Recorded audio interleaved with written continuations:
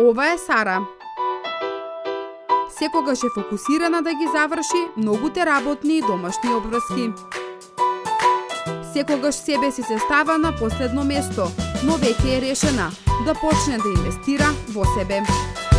Има толку многу информации што не знае од каде да започне. Што да вежба? Да купи адекватна храна и додатоци за неа, да побара помош од професионалец. Има нешто што ќе инспирира и поттикне, а тоа е здрави навики на К1 телевизија.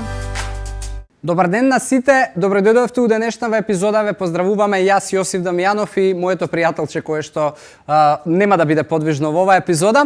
И дечки, она што денеска го зборуваме е повторно поттикната тема од една наша драга пријателка и клиентка, а тоа е прашањето поврзано со, беше конкретно прашањето и што мислиш околу јајца од препелица, дали да ги користам, дали да ги додавам и така натаму. Слушам дека се многу здрави и ми беше супер идеја за да направам епизода и да зборуваме на оваа тема.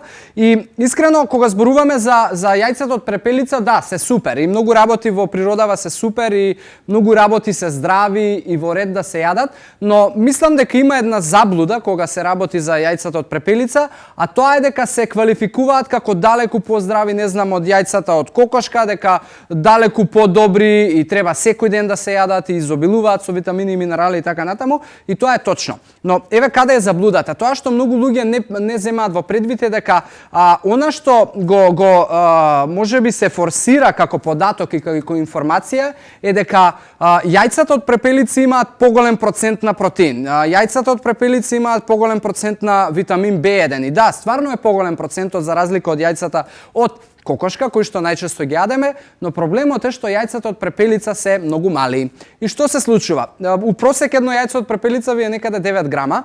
Процентот на протеин кој што го има во едно јајце од препелица од 9 грама е 13%.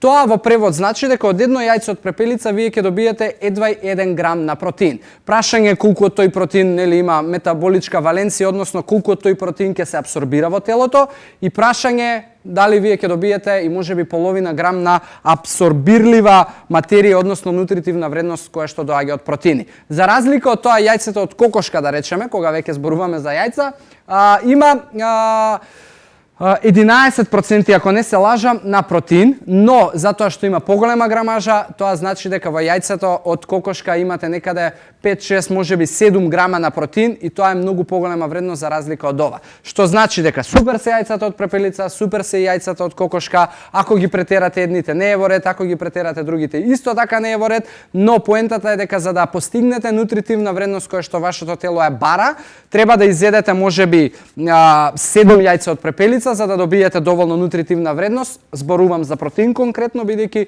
тука многу луѓе имаат таа заблуда со овие јајца, и она што ќе направите глупост доколку изедете 7 јајца од препелица е дека ќе внесете премногу холестерол. Значи во едно јајце од препелица има некаде 20% од дневната потреба за холестерол од надвор внесен преку устата. Тоа значи дека со 7 јајца ќе отидете некаде над 150% од вашата дневна потреба за холестерол и имаме проблем. Затоа она што тука го зборуваме константно е баланс во исхраната, и не само е да ова е здраво, сега ја ќе го јадам јајцево од препелица, ама после ќе јадам и благо, и грицки, и сок ќе пијам и така натаму. Значи немојте тој концепт, многу ќе бидам досаден и многу сум вајда досаден за оваа тема.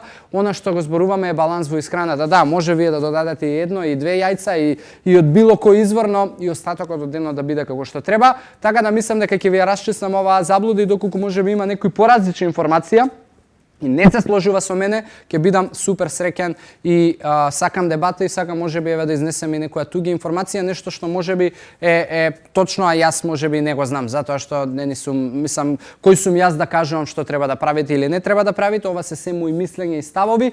Ваше е дали ќе прифатите и што ќе одлучите. Она што јас за себе го правам и го изнесувам тука и го кажувам.